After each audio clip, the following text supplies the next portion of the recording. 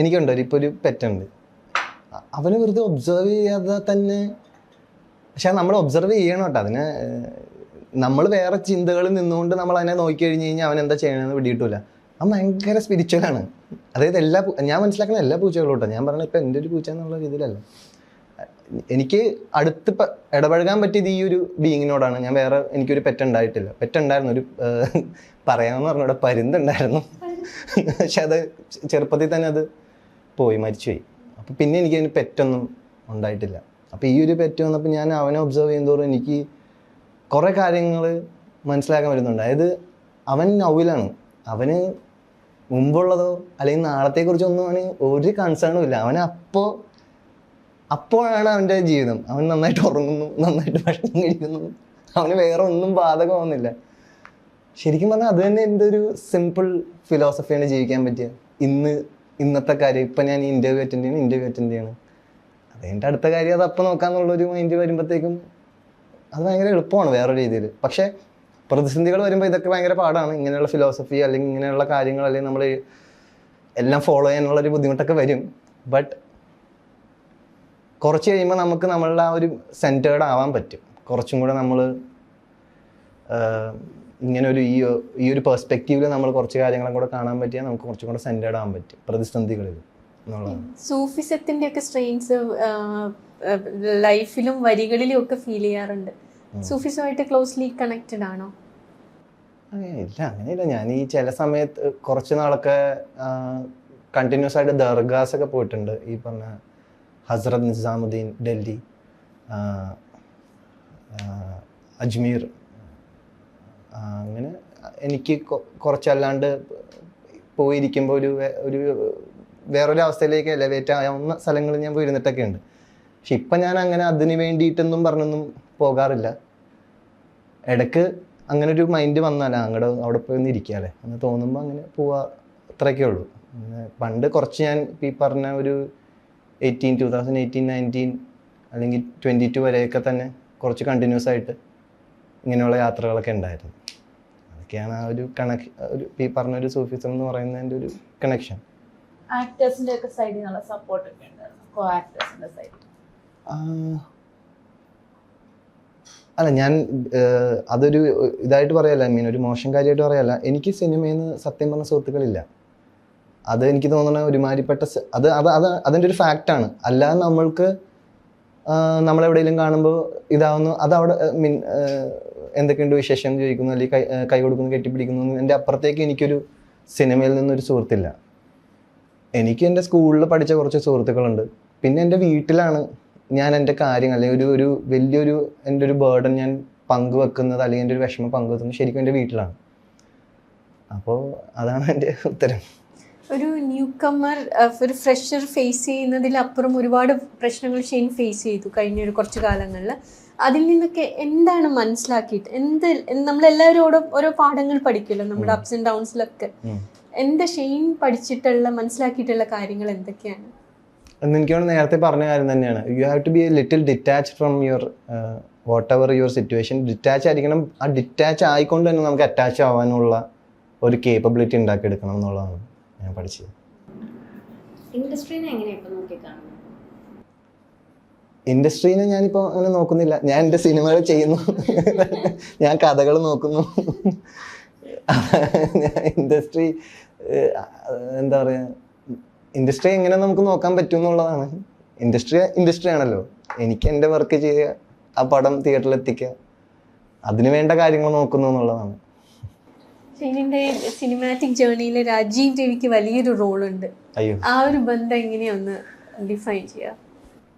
ഞാൻ സത്യം പറഞ്ഞു കഴിഞ്ഞാൽ ദേവിഡിയൊക്കെ കണ്ട സമയത്താണ് ഒരു സിനിമാറ്റോഗ്രാഫറിന്റെ പേര് പോയിട്ട് ടൈറ്റിൽ നിന്ന് നോക്കുന്നത്. നോക്കുന്നതൊക്കെ രാജീവ് രവി എന്ന പേര് വായിക്കുക. അത് മലയാളിയാണോ അതെന്താണെന്നൊന്നും എനിക്കറിയില്ല. പിന്നെ കറങ്ങിത്തിരിഞ്ഞ് ഒരു കാലഘട്ടത്തിൽ സൗബിക്ക് ഒരു ദിവസം വിളിച്ചിട്ട് പറയാം, അതെങ്ങനെ രാജീവ് സാറ് ഫഹദിനെയൊക്കെ വെച്ച് പടം ചെയ്യാണ്. അപ്പം ഞാനിങ്ങനെ എനിക്കൊന്ന് കാണാൻ പറ്റുമെന്നാണ് ഞാൻ ആദ്യം ചോദിച്ചത്. പക്ഷെ അന്ന് എനിക്ക് കാണാൻ പറ്റിയില്ലായിരുന്നു. ഒരു അടുത്തെത്തി, പക്ഷെ സാറ് എന്തോ പിന്നെ കുറേ ദിവസം കഴിഞ്ഞിട്ട് എന്നെ അഭിനയിക്കാൻ വിളിക്കുകയാണ്. ഞാനതൊരു മാജിക്കായിട്ടാണ് കാണുന്നത്. പിന്നെ Rajeev sir collective face കൊണ്ടിൻ്റെ Kismath സംഭവിക്കുകയാണ് ആ ടൈമിൽ. അപ്പോൾ അതിനും വേറൊരു ആക്ടറായിരുന്നു. എന്നിട്ട് സാർ എന്നെ റെക്കമെൻഡ് ചെയ്യാണ്, ഇങ്ങനൊരു കേട്ട് നോക്കും, അങ്ങനെ ഒരു ചെറിയ ബഡ്ജറ്റ് ഒരു പടം ചെയ്യുന്നു. പക്ഷെ അത് അന്നൊരു ചെറിയൊരു ജനങ്ങളിലേക്ക് ആ പടം എത്തി എന്നുള്ളതാണ്. ശരിക്കും എൻ്റെ ഒരു കരിയറിന് ഏറ്റവും വലിയൊരു പങ്ക് ഒരു വഹിച്ച ഒരാൾ രാജീവ് സാർ തന്നെയാണ്. പക്ഷേ സ്റ്റീവ് ലോപ്പസിന്റെ ടൈറ്റിൽ റോൾ വിളിച്ചിട്ട് ചെയ്തില്ല എന്ന് കേട്ടിട്ടുണ്ട്. അത് എന്താ സംഭവിച്ചത്? അത് ഒരു കുറച്ച് കാര്യം എനിക്ക് അതിനകത്ത് മനസ്സിലായില്ല സാർ. എനിക്കത് എൻ്റെ വീട്ടുകാരോടൊക്കെ എനിക്ക് പറയാനായിട്ട് ബുദ്ധിമുട്ടായിരിക്കും. അപ്പോൾ സാർ പറഞ്ഞത് കുഴപ്പമില്ല എന്ന് പറഞ്ഞു. വളരെ സാർ അതിനെ ഓപ്പണായിട്ട് എടുത്തു. ഇപ്പോൾ പിന്നീട് ഞാൻ കണ്ട ടൈപ്പ് സിനിമക്കാരാണെങ്കിൽ ഒരിക്കലും എന്നെ കിസ്മത്ത് വിളിച്ച് തരില്ല. നമ്മൾ നോ പറഞ്ഞവർ ഭയങ്കര ഒഫൻഡഡ് ആവുമല്ലോ. അപ്പോൾ അങ്ങനെ പാട്ടിലേക്ക് എങ്ങനെയാവുന്നത്? പാട്ടും പാടിയിട്ടുണ്ടല്ലോ മ്യൂസിക് ഡയറക്ടറുമാണ്. അയ്യോ അത് ഉണ്ടായിരുന്നു 2018-19 സമയത്ത് കൂടുതൽ പാട്ടുകൾ ചെയ്യാനായിട്ടും അല്ലെങ്കിൽ അങ്ങനെയുള്ള ബേസിക്കലി എനിക്ക് ഇൻസ്ട്രുമെന്റ്സ് ഒന്നും വായിക്കാൻ അറിഞ്ഞൂടാ. ഈ ഐപാഡിലൊക്കെ ഒരു സോഫ്റ്റ്വെയർ ഉണ്ട്, അതിൻ്റെ പേര് ഗറാജ് ബാൻഡ് എന്നാണ്. അത് നമുക്ക് ഐഫോൺ ഉപയോഗിക്കുന്ന എല്ലാവരുടെ കയ്യിലും എനിക്ക് തോന്നുന്ന ആ സോഫ്റ്റ്വെയർ ഉണ്ട്. ഈ സോഫ്റ്റ്വെയർസിൽ ലൂപ്പുകൾ വെച്ചിട്ട് അതിൻ്റെ മേളിൽ ചുമ്മാ കുറേ എന്തെങ്കിലുമൊക്കെ പാടുക.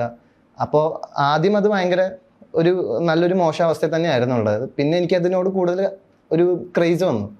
ഇപ്പോൾ എൻ്റെ ഒരു ഫോൾഡറിൽ എനിക്ക് തോന്നുന്നു ഒരു 50ഓളം പാട്ടുകൾ ഇങ്ങനെ ചെയ്ത് വെച്ചിട്ടുണ്ട്.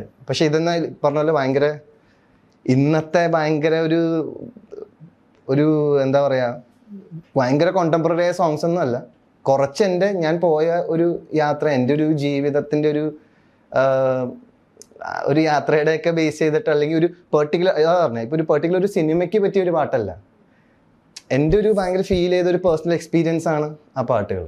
അപ്പോൾ എന്നാൽ പക്ഷേ രാത്താരമ എന്ന് പറഞ്ഞ പാട്ടാണ് ഭൂതകാലത്തിൽ എൻ്റെ ഇറങ്ങിയത്. അത് ഞാൻ കമ്പോസ് ചെയ്ത് ലിറിക്സ് എഴുതിയൊരു പാട്ടായിരുന്നു.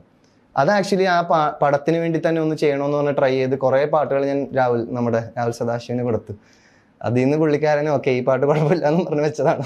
അതെനിക്ക് തോന്നുന്നു പുള്ളിക്കാരൻ എൻ്റെ ക്രൈസ് കൊണ്ട് വെച്ചതായിരിക്കും, വേറെ നല്ല പാട്ട് കിട്ടാത്തതൊന്നല്ല. ഞാനിങ്ങനെ അതിനുവേണ്ടി ചിക്കനാണ് പുള്ളിക്കാരൻ അന്ന് എന്തെങ്കിലും ആയിക്കോട്ടെ എന്ന് പറഞ്ഞ് വെച്ചതായിരിക്കാം.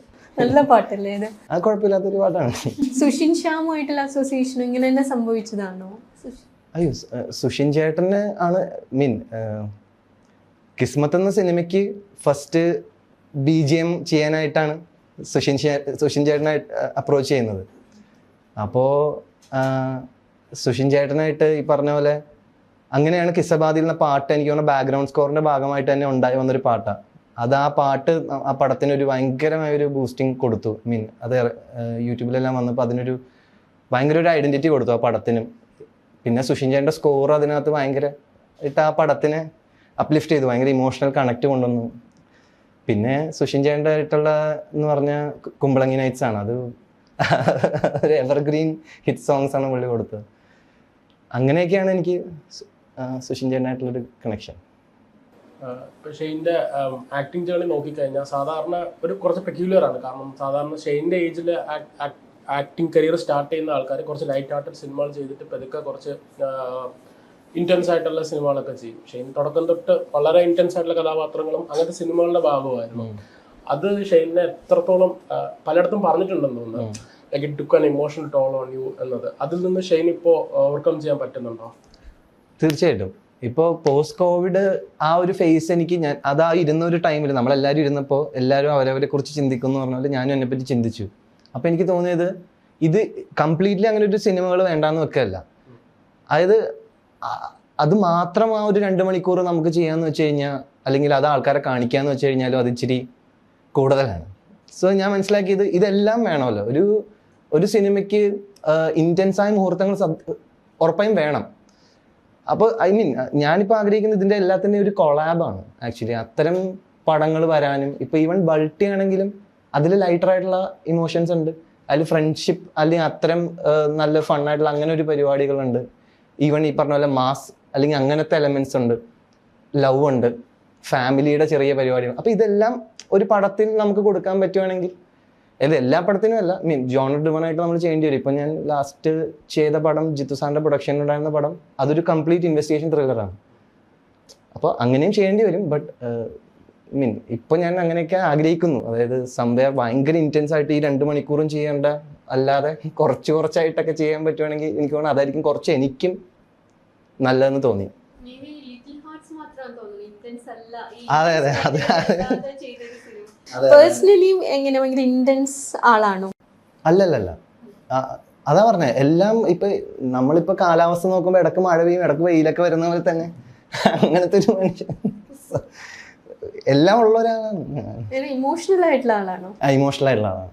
ഇമോഷണൽ ആയിട്ടുള്ള ആളാണെന്ന് വെച്ച് കഴിഞ്ഞാൽ അതെന്തോ എനിക്ക് തോന്നിയിട്ടുള്ളത് ഒരു കാര്യത്തിൽ അതിൽ മുഴുവനാണ്, അതിൻ്റെതായ പ്രശ്നങ്ങൾ ഉണ്ട്. അപ്പോൾ പെട്ടെന്നുള്ള ചെറിയ ചെറിയ കാര്യങ്ങൾ ഭയങ്കര സെൻസിറ്റീവ് ആയിട്ട് നമുക്ക് എഫക്ട് ചെയ്യും. പക്ഷേ ആസ് എൻ ആർട്ടിസ്റ്റ് അത് ഭയങ്കര ഹെൽപ്ഫുള്ളും അല്ലേ, ഒരു ഇമോഷണൽ. അല്ല, അതാണ് ആ ബാലൻസ് ഇന്നിപ്പോ ഞാൻ ശ്രമിക്കുന്നതും അതാണ്.